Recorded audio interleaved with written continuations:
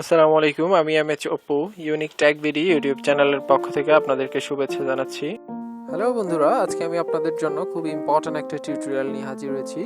বন্ধুরা, আমরা যারা ইমোতে গতানুগতিক যে পার্মানেন্ট রিংটোন ইউজ করি, তারা যদি ইচ্ছে মতো রিংটোন সেট করতে পারি তাহলে ব্যাপারটা অনেক মজার হবে না?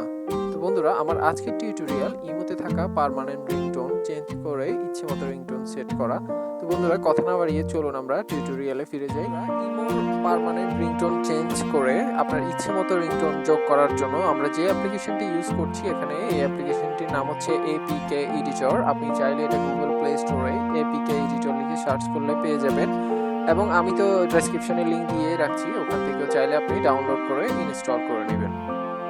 APK এডিটর অ্যাপ্লিকেশনটি ওপেন করলে হোম পেজ এমনই দেখাবে। এখানে দুইটা অপশন আছে, দেখুন, সিলেক্ট অ্যান APK ফাইল।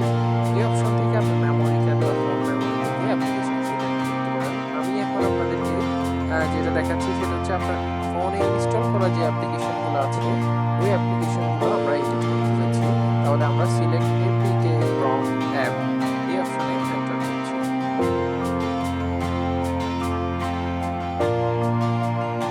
এখানে আমার ফোনে ইনস্টল করা সবগুলো অ্যাপ্লিকেশন শো করবে। এখান থেকে আমরা ইমো সিলেক্ট করব, নিচে যাবে, নিচে দেখুন আমরা ইমোতে ক্লিক করার পর এখানে পপআপ মেনু আসছে। আমরা সেকেন্ড অপশন এখানে সিম্পল এডিট ফাইল রিপ্লেসমেন্ট এই অপশন সিলেক্ট করব।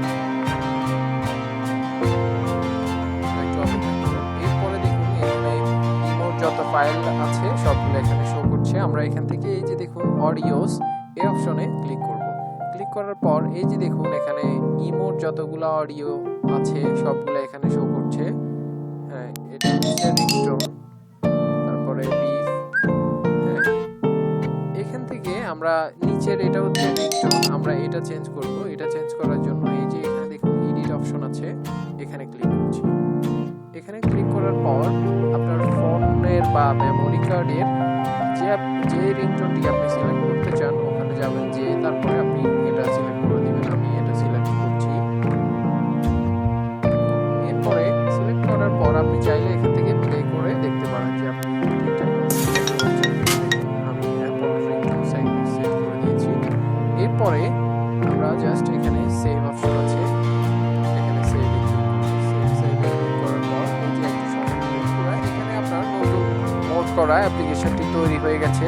এখানে দেখুন নোটে লেখা আছে the app is already installed, you may need to remove it before installing the modified APK। এর মানে হচ্ছে আপনার অ্যাপ্লিকেশনটি তৈরি হয়ে গেছে, এইটা আপনি ব্যাকগ্রাউন্ডে রেখে আপনার যে অ্যাপ্লিকেশনটি এখন ইমো অ্যাপ্লিকেশনটি ইনস্টল দেওয়া আছে এই অপশনটি ব্যাকগ্রাউন্ডে রেখে আনইনস্টল করবেন। তারপরে এই যে ইনস্টল অপশন আছে, করে আপনার মডিফাই করা এই অ্যাপ্লিকেশনটি ইনস্টল করে নেবেন। ব্যাস, হয়ে গেছে আপনার ইচ্ছে মতো আপনার।